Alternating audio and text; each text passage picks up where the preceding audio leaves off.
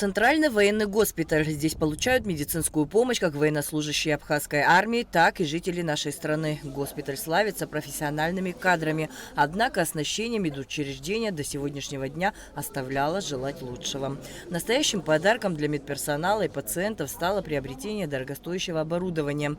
УЗИ, сканер экспертного класса, лапароскопическая и эндоскопическая стойки. Теперь медики госпиталя смогут ставить более точный диагноз и выполнять сложные операции. У нас в госпитале есть возможность осматривать пациентов на оборудовании экспертного класса. Конечно, оборудование максимально востребовано. У нас в районе огромное количество пациентов, которым необходимо оказание высококвалифицированной медицинской помощи на хорошем оборудовании. Очень много пациентов.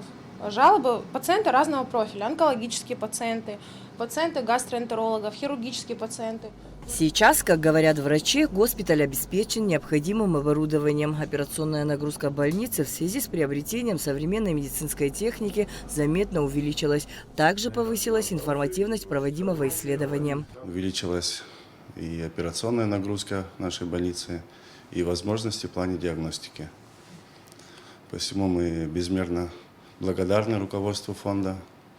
Надеемся, выражаем коллектив большую надежду, что будем сотрудничать и в дальнейшем в плане реализации подобного рода акций. Приобретать, конечно, нам много чего еще осталось, но надеемся на перспективу.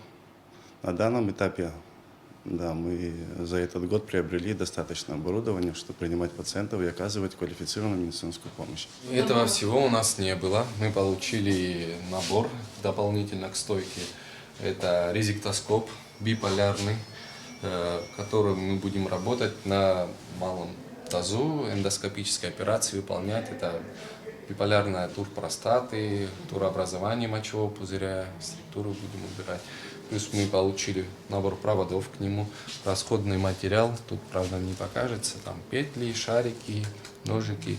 Ну и чем смотреть, соответственно, оптика специальная, новая, Карл Шторц, подходящая ко всему этому оборудованию. На закупку медицинской техники из внебюджетного фонда инвалидов Отечественной войны народа Абхазии было выделено 8 миллионов рублей. Первая плановая операция с использованием нового оборудования состоится уже 15 февраля. Адиса Сагария, Алексей Гухава, Абхазское телевидение.